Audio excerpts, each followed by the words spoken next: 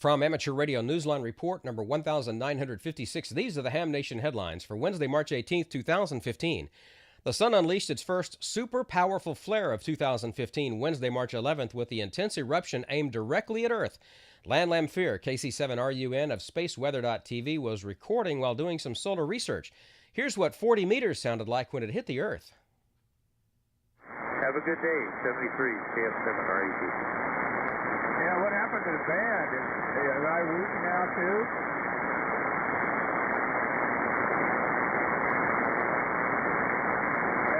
Solar flare or something. The X-class flare, which is the strongest category possible, peaked at 1622 GMT, originating from a sunspot known as active region 12297. It registered as an X 2.2 sunstorm on the scale. Scientists classify strong solar flares into three categories. These are C, M, and X, with X flares 10 times more powerful than M flares. X2 and X3 flares are twice and 3 times as powerful as X1 flares. Active region 12297 had previously fired off a number of medium-strength flares over the preceding few days. The event on March 11th caused at least an hour-long blackout in high-frequency radio communications over wide areas, according to scientists with the U.S. Space Weather Prediction Center in Boulder, Colorado. Hal Rogers, K8CMD. NASA's Solar Dynamics Observatory captured that stunning video of the X-class solar flare as it erupted. You'll find a link to it at the Amateur Radio Newsline Facebook page.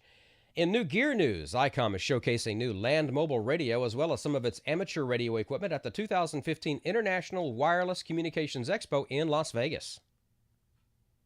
The company will be showing new products promoting 6.25 kHz digital, P25, and IP radio solutions. Products on display will include the F1000D, F2000D, and the F3200DEX/F4200DEX, all of which belong to the ICOM Digital Advanced System known as IDAS. The company will also be exhibiting its 50th anniversary limited edition IC7850 high-frequency plus 6-meter amateur radio transceiver, as well as the ID5100A and the ID51A plus D-Star radios at booth 621 during exhibit hall hours. The first Yaesu System Fusion Forum at the Dayton Hamvention has been scheduled for 10:30 a.m. Eastern Daylight Time on Sunday morning, May 17th in Forum Room 1. Planners will be working with Yaesu and hams active in the System Fusion community to schedule the agenda by mid-March. In the meantime, you can learn more about the System Fusion and the forum planning by joining the System Fusion group.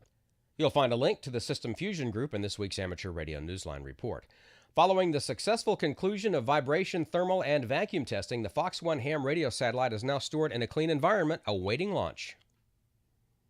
Fox 1 completed its mission readiness review at Cal Poly in San Luis Obispo, California on February 24th before a review board of Cal Poly and NASA representatives. Integration of the satellite to its PPOD is now scheduled to take place on March 25th. P-POD is a standard deployment system which helps in the effort to reduce the satellite development time for the CubeSat program. AMSAT Vice President of Engineering Jerry Buxton, N0JY, says several required reports are being reviewed by the launch provider. Ongoing updates will be posted on the AMSAT webpage, on the AMSAT North America Facebook page, in the AMSAT Journal, and here on Amateur Radio Newsline.